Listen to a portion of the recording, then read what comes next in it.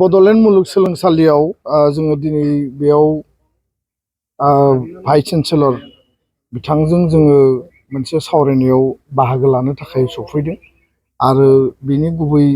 कारनानो जाहैबाय जे जि बड'लेण्ड मुलुगसोलोंसालिनि इयुन आरो आथिखालनि थासारि आरो फरायसा फरायसुलिनि भबिष्यत आरो जोंनि सोलोंथाइ गोजौ सोलोंथाइ आरो बे बड'लेण्ड मुलुगसोलोंसालिया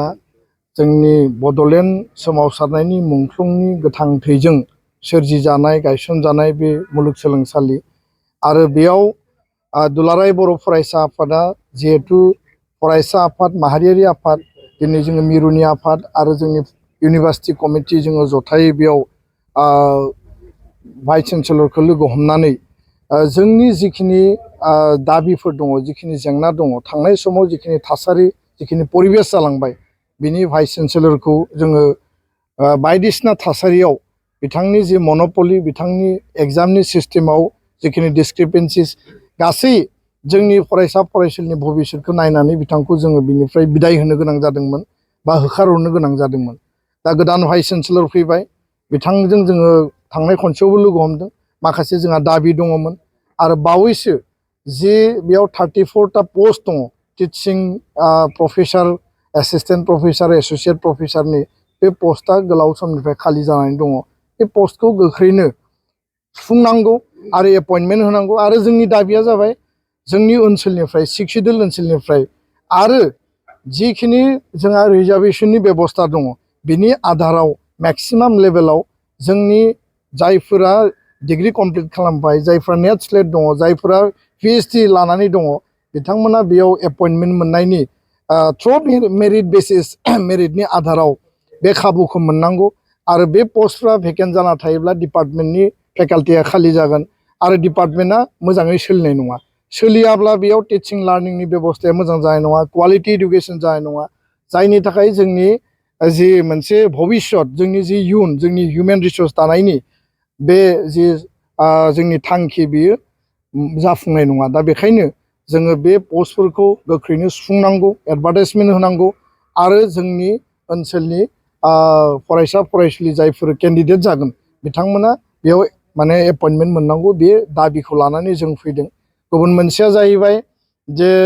टिचिं स्टाफनि सेंसन पस्ट फैनो गोनां दङ आरो आसामनि गिबि मन्थ्रि आसामनि सोलोंथाइ मन्थ्रिजों गोबां खेब सावरायनाय जाबाय जि टिचिं स्टाफ आरो नन टिचिं स्टाफनि रेशिय'आ बेयाव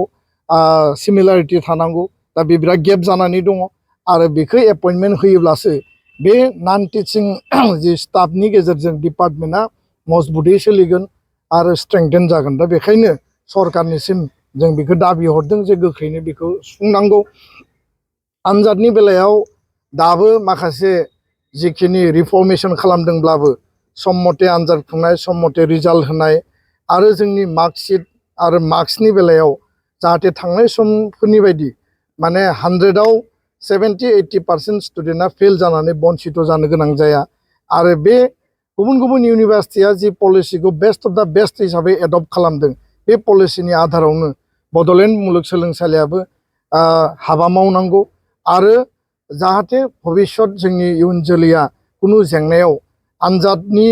माने सम मथे खुंनाय आनजादनि रिजाल्ट फोसावनाय बिनि मार्क्सनि बेलायाव कुनु खेलिमेलि जाया जों बेखौ नोजोर होबोदों आरो जोङो बुंबोदों आरो दिनैबो जोङो बिनि सायाव खोथा बुंगोन। गुबुन मोनसेया जाबाय उदालगुरियाव बड'लेण्ड मुलुगसोलोंसालिनि मोनसे केम्पास गायसननो थांगासिनो दङ आरो बिनि थाखाय मोनबा डिपार्टमेन्ट आसाम सरकारा हरगोन होननानै खोथा होदों। दा मुलुगसोलोंसालिया जिहेतु बे मादार इन्स्टिटिउसन बिनि जुदि एक्सटेनसन मोनसे केम्पास गायसनोब्ला मादार इन्स्टिटिउसननि जथेस्थ' बेयाव रल थायो आरो बेखायनो भाइस चेन्सेलर आरो रेजिस्ट्रार बिथांमोना बे बिथिङाव मैखोमै खामानि मावनांगोन आरो जों दिनै खावलायगोन जे इउनिभार्सिटिया टिम इउनिभार्सिटि हिसाबै हाबा मावनांगौ बेयाव जाहाथे इउनिभार्सिटि सिङाव कुनु बेबायदि रावनिबो गावनि गोसो मथे गावनि माने थांखि मथे आरो गावनि पारपासखौ सार्भ खालामनाय मथे कुनु जाहाथे इउनिभार्सिटियाव बेबायदि रल प्ले खालाया बयबो इउनिभार्सिटिनि भबिष्यत आरो बिनि जि हाबा मावलांनांगौनि थाखाय बा ग्रेटार इन्ट्रेस्टखौ लानानै जि अबजेक्टिभजों बड'लेण्डनि बे हार्टलेण्डआव बड'लेण्ड मुलुगसोलोंसालिखौ गायसननाय जादोंमोन बे अबजेक्टिभा फुलफिल जानांगौ जों बेखौ हास्थायो आरो जोंनि भबिष्यत जि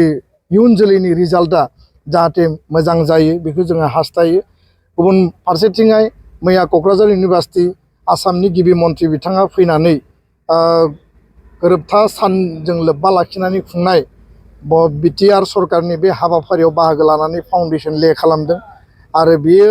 एनादार मोनसे जोंनि माइलस्टोन सोलोंथाइनि बिथिङाव हायार इडुकेसननि बिथिङाव आरो जोङो आसाबादि जे क'क्राझार इउनिभार्सिटिया खोब स्पिडि माने ग्रौथ बड'लेण्डआव मोननै इउनिभार्सिटिनि गेजेरजों जोङो माने सोलोंथाइनि बिथिङाव बांसिन जौगानो हागोन होननानै जोङो मिजिंथिदों। गोजोन्थों।